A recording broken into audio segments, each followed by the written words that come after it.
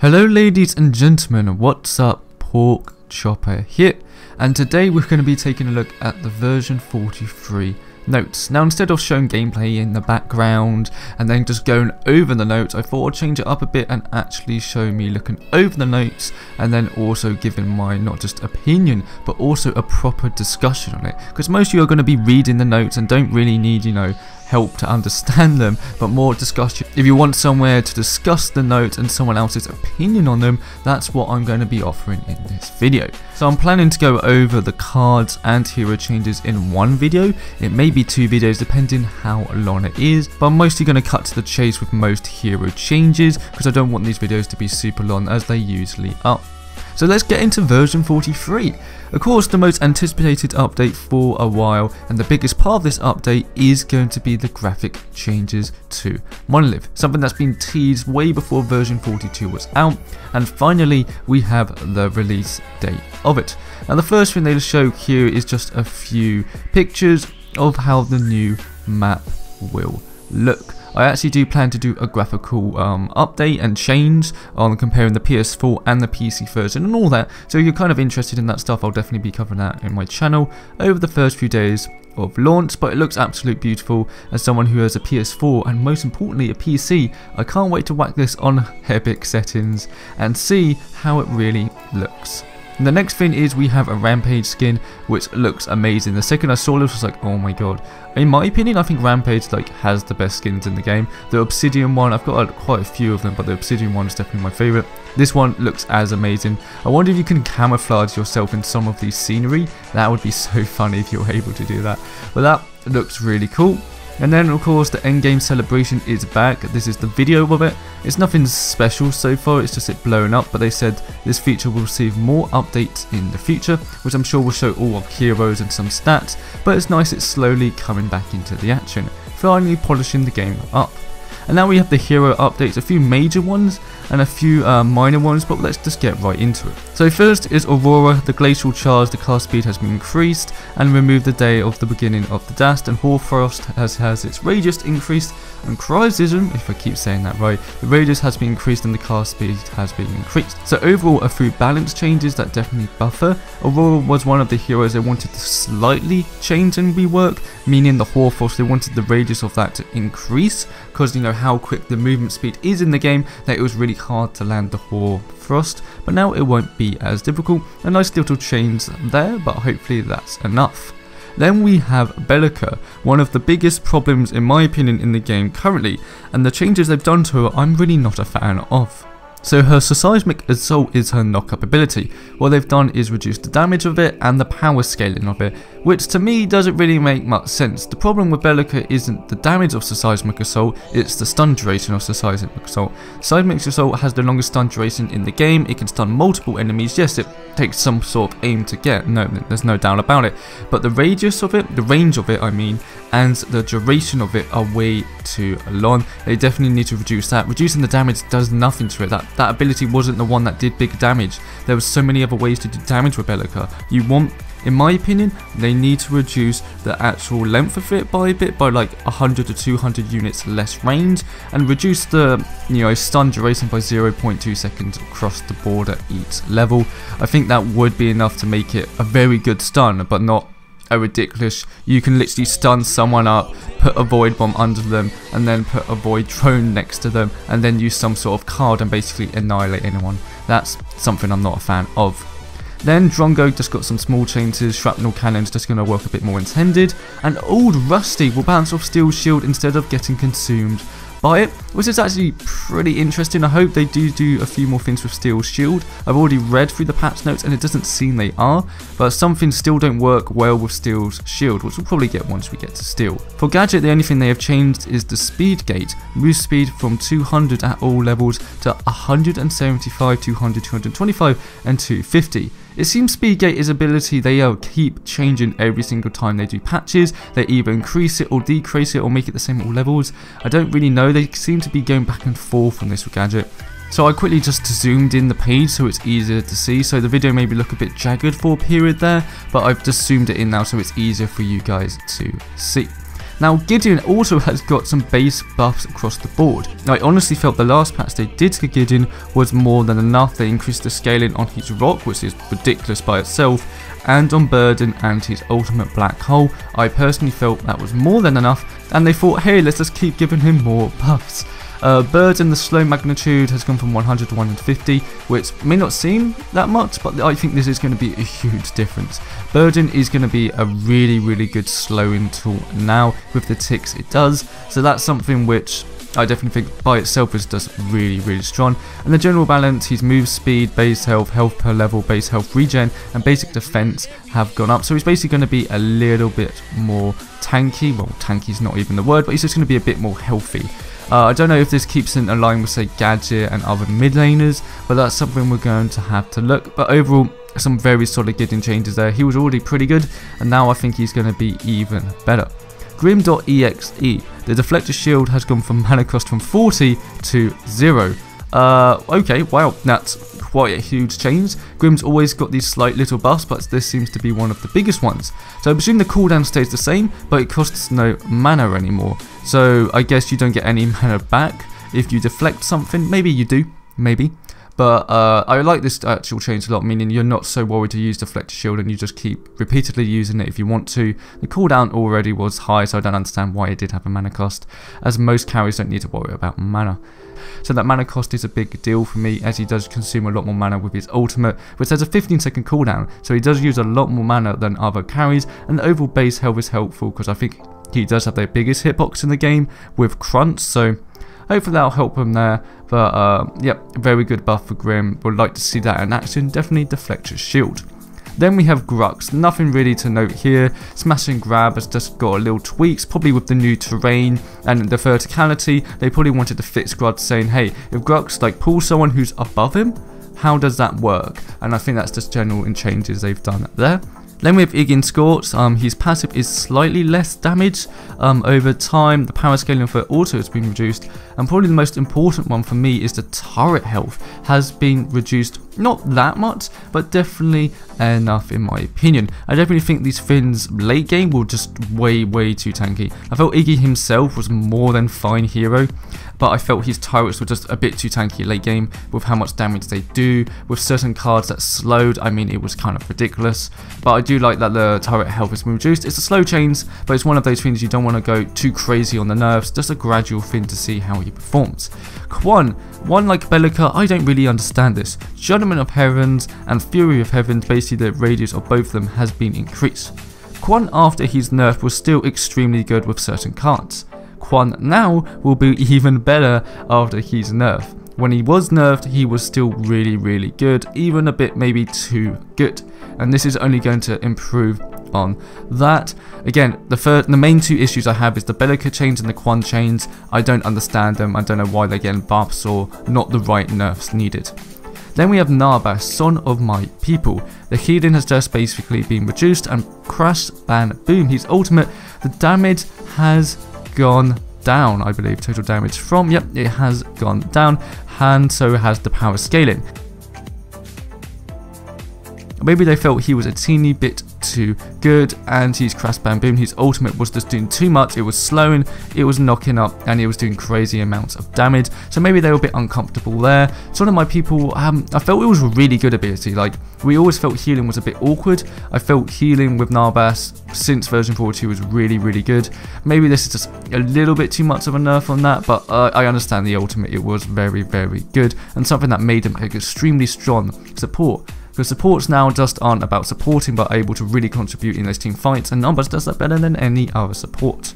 Then we have Sevrog. The main thing they've actually changed is his Soul Stacks milestone, because if you don't know, they have changed the way the jungle works. So there will be more jungle camps, there won't be an Amber Link anymore. The Amber Link will be replaced by the green buff, and where the green buff is, there will be a jungle camp. So that means that technically with the refresh rate on the jungle camps a bit low, this means for several stacks it really was going to affect his stacks, meaning he won't be able to get as much stacks as before.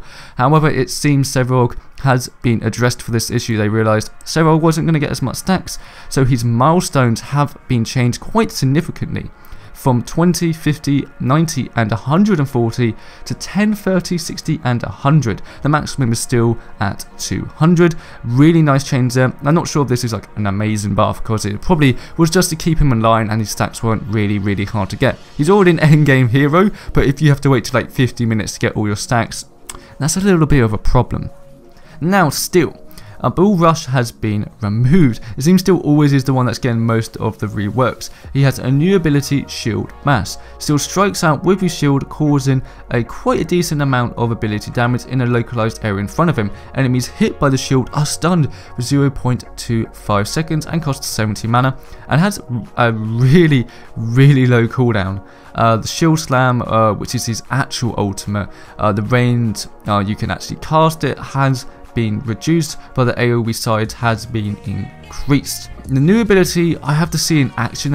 They haven't showed us how it actually looks, but that confuses me a bit. It sounds like it's a mini ultimate, like Shield Slam, his proper, AoE big stun ultimate.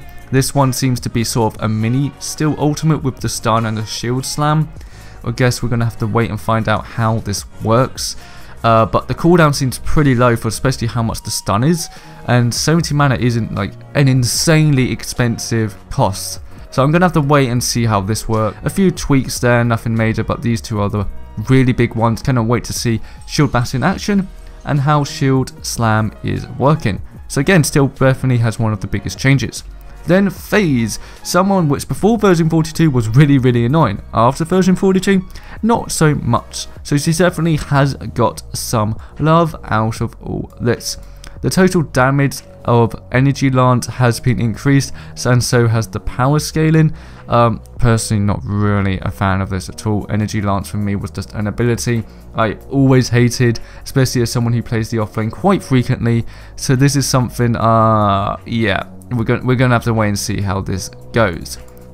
And then we have Psychic Flare, which I believe on top of my head is her blind. Right, the cooldown has gone to 10 seconds from 12 seconds, so a little buff there. Overall for Phase, I think these are some nice changes.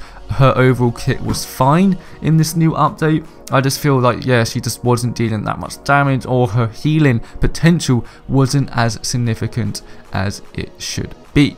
Then we have Revenant, reckoning which, of course, of his ultimate, the gold bounty has been increased by a significant amount. Before, it didn't really give that much benefit for using the ultimate to grab a kill, a little bit in my opinion, but now it's a huge thing. Pretty much if you want to grab a kill or know you can secure a kill, you use your ultimate. Especially late game, there's a whole 1000 gold difference. My opinion, that is absolutely insane.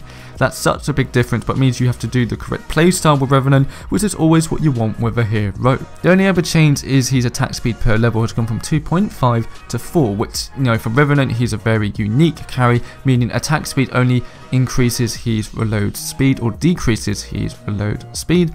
So that's something that's definitely going to be quite interesting, that he's definitely going to have faster reload speed as the game goes on.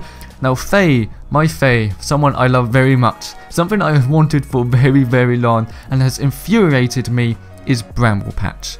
Now you can use it while moving. There we go, perfect. That's something that I've wanted on Faye, honestly, ever since he's been released on Legacy. They've finally done it, and they have also increased the width from 160 to 200 units, which is probably quite a big deal. This isn't the range of it, but the actual width. So that means if someone gets trapped in this, to get to the other side of it is going to take a bit longer with the slow. Really nice, quality of life change there for Faye. I'm definitely a big fan of that. And Flytrap, her ultimate, the radius has just been increased slightly. Again, little buffs there. Faye's a really good hero at the moment. Just a few quality of life changes. Again, with the pace of the game getting quicker and quicker, you need heroes, to be able to keep up to that pace, and Bramble Patch was a problem. Then we have Twin Blast, Rocket Dash. Cooldown has gone from 4 seconds to 5. I agree there. Rocket Dash pretty much could be spammed absolutely non-stop. It definitely should be a frequent ability currently, because it's not really that great of an evasive move. Twin Blast is always about quick, rapid fire damage, get in, get out, being evasive, and Rocket Dash is a big part of his kit. But 4 seconds was a little bit low.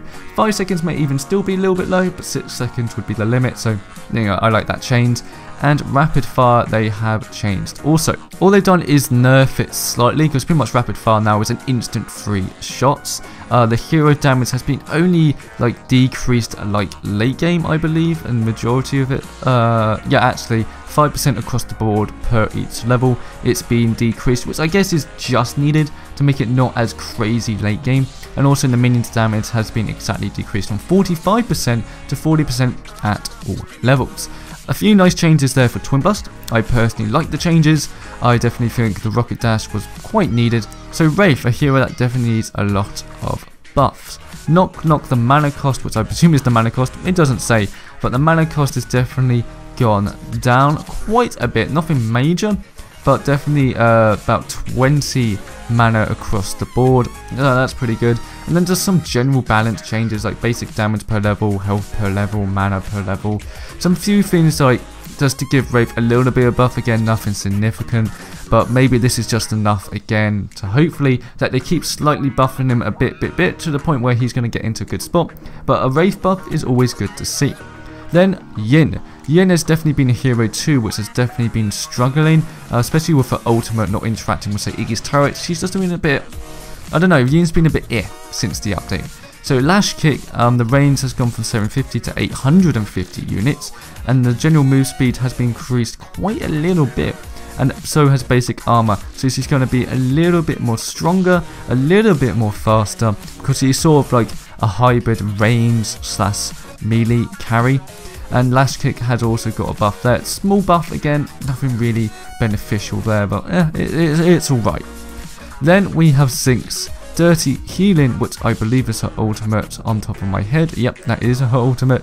The mana regen from this has gone from 3.45% to 3.5% at all levels. And the mana cost per health has gone from 1, 0.8, 0.6 to 1.11 and 0.9. So this means that when you need health and it's going to cost mana, it's going to cost more mana. And it also means her mana regen won't be as big, especially late game. She's always been a late game hero, but they felt maybe she was getting late game too quickly, and the mana regen she got with certain card combinations again was too good. So they've definitely changed that. I don't think this is going to be crazy, but with certain card combinations again, she was just too tanky. I mean, there's nothing else to say. Too tanky. Nice changes there, and I think that is definitely a healthy buff. Nothing too crazy on the board. And that does it for the hero changes, and you've probably seen by the length of this video, this is going to be part 1. Part 2, we'll be talking about all the card changes, which I'll probably have uploaded like 2 to 3 hours after this video, whenever I can, get it done. But honestly, I feel these changes, there was nothing too drastic, which I like. The slow changes across the board. They haven't thought, okay, this hero is really bad, we need to make them godly, or hero is like ridiculously amazing, and they just need to be crap. They've changed. They slowly put the sliders of how good heroes are a little bit and adjusted them. I never thought there was heroes that were ridiculous. It was more heroes with card combinations. And again, this is just the hero side of it. We're gonna have to wait and see what the card combinations are as well. The only two problems I had, like I say, is the fact that Quan here and where's Bellacor? And Bellacor, those two changes I don't understand. Bellacor and Quan are two of the biggest and strongest heroes currently in the game. Bellacor's nerf was not the right nerf, so Seismic Assault needed the stun duration reduced, not massively, but it needed to be reduced. And Quan, even though with his nerf in version 42.3, he still needed to get slightly more nerfed, not a buff to his radius, even though it's not a big buff. It's still something that is going to make him even better than he is currently, and that's never a good sign. But thank you all very much for watching to the end of the video. If you have, it's probably going to be quite a long one. Honestly, overall, hero balance changes, definitely a thumbs up for me. Some good stuff here, and I cannot wait to try it out. There hasn't been any major hero rework stuff so far, but definitely exciting to see. And hopefully if you enjoyed this, do let me know down below what you think of the hero changes. And like I said, card changes will be coming soon, guys, so I hope you enjoyed, and I'll see you next time.